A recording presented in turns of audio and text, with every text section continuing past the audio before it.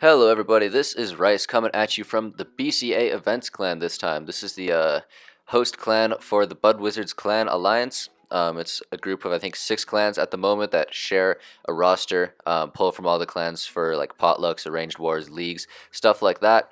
This was an arranged war against Katipunan. I believe they're a Filipino clan. It came right down to the wire. As you can see, we edged out a 1-star victory, and yeah, this got really close towards the end. As you can see here, all these final attacks adding stars. Yeah, there's like Fuzz at the bottom there with a fresh hit 2-star. Then they came back with an 11v11 triple. Yeah, just crazy end of the war. Wild finish. It was great fun. Happy to be a part of it. Going down our side just to see who did what. There's OTK and SAG at the top with 6 packs. There's Gdab with an 11v11 triple from our side. Very well done to him. Jmed with a 10v11 4-pack, so that's really nice, really nicely done as well. Fuzz with the other 10v11 success there. There's Terminator with a 10v10, so that's sweet. There's Peja with a 6-pack. There's me with a 6-pack. Yeah, we're down to the 9s now. Lots of 6-packs. There's J-Law with another one. And Warlord Gourd 6-pack as well, and Darkstar rounding out yet another Town Hall 9 6-pack. So great job to our 9s and to everyone really. All kinds of variety, which we'll see here. Starting off with Gdab's 11v11. Kind of a spammy attack here. Bunch of giants out front at first, followed by the witches, then the bowlers, just spreading over that entire, 6 to 9 side of the base. Yeah, and at this point, he's got everything down pretty much. It's about his spell placement, his abilities and such. First jump spell, early there just to get into that Inferno compartment because that Inferno was out of reach to everything from the outside. Great Warden ability right as the Eagle shots are raining down, plus all kinds of other damage. Troops are in that Rage spell. He's dropped the second of his 3 jumps and another Rage as well, right in the core. As the sides are also doing well, nice and healthy there. Got witches on both sides with some skeletons. His troops are in the core. He's dropped that 3rd jump now that leads into the back end Inferno as well. So a triple jump 11v11 here. Drops that final Rage as well. Right into the back end, into that final Inferno, taking out the Expo first. I think his king just went down, but he has all kinds of troops streaming in. As you can see there, tons of witches, tons of skeletons, just kind of making a beeline for that final Inferno, which is really the only threat he has left on the base. Queen, of course, taking her sweet time and not actually going towards the Inferno, deciding instead to go for that Town Hall, but he gets it taken out with all those skeletons, as you can see here. He has so many skeletons. That's like at least 100 probably.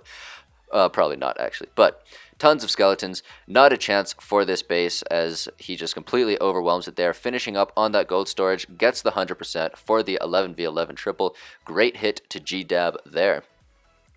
Moving along, we are going to take a look now at some 10v11 action. This is one of Jmed's hits, and he's doing the Rage Skelly spell with the balloons, or the baby dragons for a percentage. Starting off, this was not a fresh hit. He knows where all of those Seeking Air Mines are, taking them all out with balloons before he drops his baby dragons, and now luring out the CC with those hogs, just to make sure that doesn't cause any problems later. Not entirely sure you need to do that actually, but yeah, better safe than sorry anyways. He's going to kill that with a baby dragon over in the corner there. I'm not entirely sure what this attack is called. I know it has a name. I think it's called like the Graveyard or something like that. I think it's different from the Skelly Donut, or maybe not. I don't know. Too many names. Can't keep track of them all, but whatever. This one worked. He got the 2-star. Yeah, anyways, taking out the CC. No need to really rush the attack, because there's no real risk of any kind of time fail. Sometimes if you do like a queen walk on a 10v11 hit, you will time fail at the end. Could have gotten more percentage.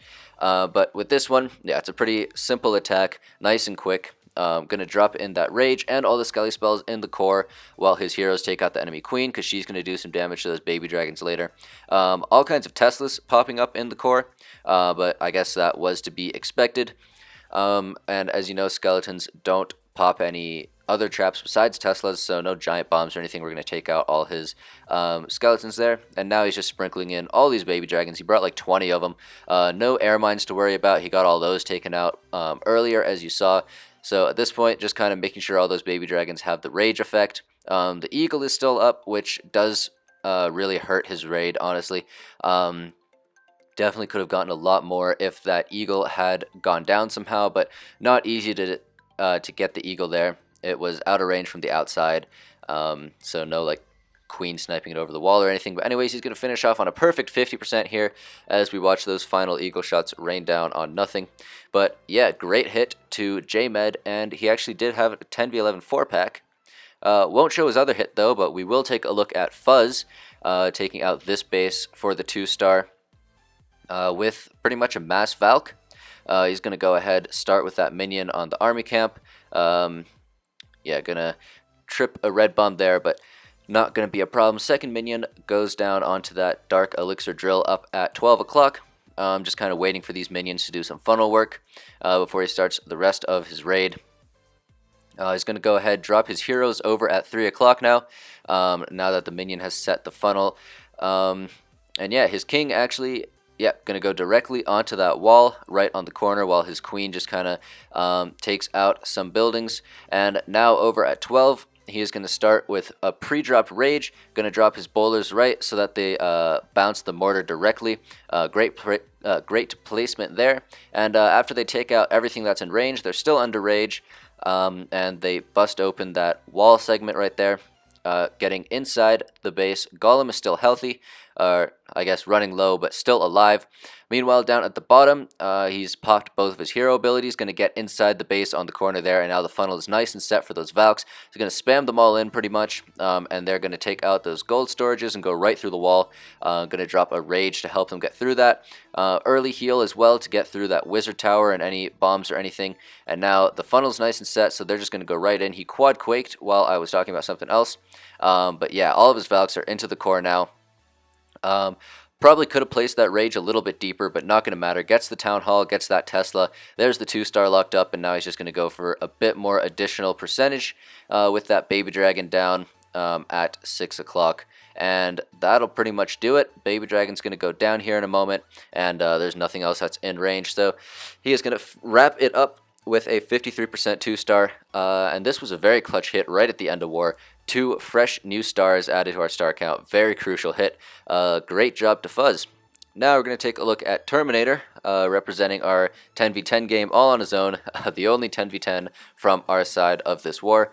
Taking out this base with an HGHB. So yeah, I don't see those as often as I would think, actually, especially with the Falcon being a thing now. But yeah, anyways, gets the job done very nicely here. Going to start off pre-poisoning the CC trail just to make sure that there's no, nothing goes wrong there. His giants are all going to beat through that wall under the rage. Bowlers in there as well. Healers keeping all of that healthy. No air defenses in immediate range yet. Queen is into the base there while King decides to walk around with some wizards. Don't know if that's intentional, but he does get great value out of that, as you'll see in a moment. Healers have switched over to the bowlers, which works out nicely. Giants sitting on a wall, and now the healers are back on them. But anyways, King and the wizards down at the bottom are going to pop that Tesla farm, get that taken care of nice and early. So that works out really nicely. Up at the top, he has some giants and some more bowlers, all getting healed by those healers who are still out of range of the air defenses. And in the meantime, he's going to go ahead and start his hogs down at the bottom. Brought 3 heals for the hogs, 2 rages for the kill squad push. And once those were done, no need to just sit around and wait, because there's no more spells that are going to be invested on the kill squad. So he may as well just go ahead and start the hogs while he has things tanking defenses, like the archer tower is focused on the queen right now, so the hogs can sneak in and take that out. And those final hogs over on the side going to drop the final heal, as they are taking quite a bit of splash damage from the bomb tower, from the wizard tower, and that's going to heal right over the bomb tower explosion damage.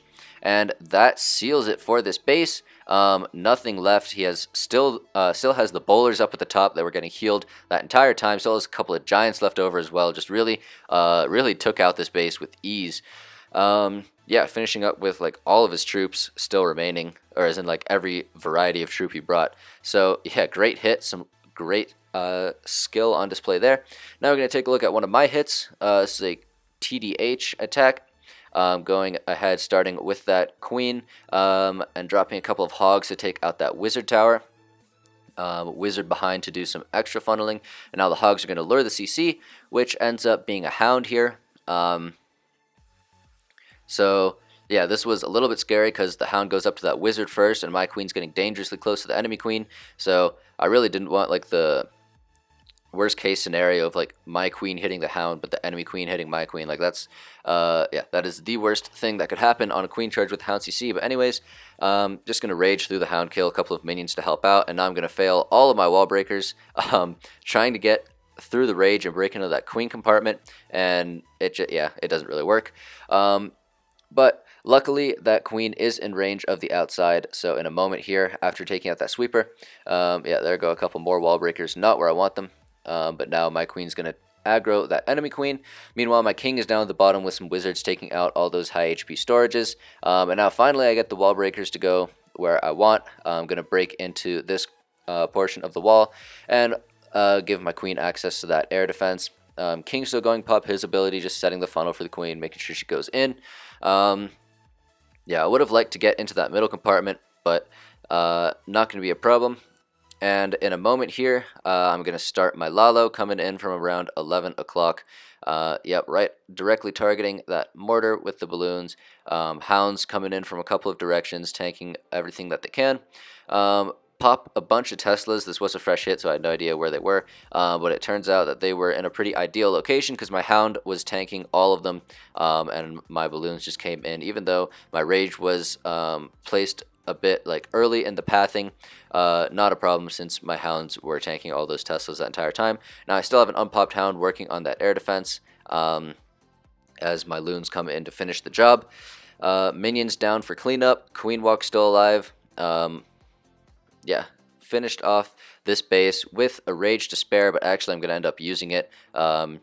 Yeah, I saved a couple of minions for corner huts, and then I looked around and I didn't see any corner huts, except for I was wrong and there is a corner hut. So, yeah, it's down at 6 o'clock, and all my pups and stuff, I didn't plan on needing the rage. All my pups are going to run over there, but they're going to catch like every red bomb on the base as they go, and they're not actually going to get the hut taken out, and I'm like about to time fail, so I had to drop the rage, get my loons over there, finish the raid, make sure I didn't fail that in a pretty dumb fashion. But yeah, there's my wacky hit. And finishing off this recap, we are going to take a look at Warlord Gourd, who also had a fresh 6-pack, and he is going to be taking out this base with a Queen Ho. Just the 1 rage and the 3 heals for all of his hogs. Starting off his Queen Walk up at the top here. She's going to encounter the CC in just a moment, and it's another hound, which, yeah, for a Queen Walk, kind of annoying. Just takes a while to get rid of. Not really dangerous when it's not directly next to the queen, like in this case. But yeah, just takes some time to get through. Requires the rage there, and look at that one lava pup just kind of like completely off the map. I thought that was pretty interesting.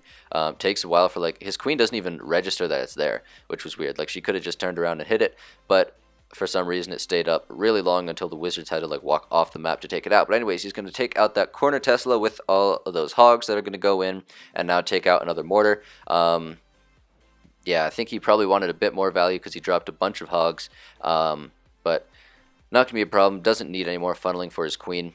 She's going to encounter the enemy queen in just a moment, but he's going to go ahead and start his hogs because doesn't want to time fail on a Queen Ho. A lot easier to time fail, yeah, on a Queen Ho than on like a TDH like I did because I bring so many minions for cleanup, but with hogs it's a little more difficult.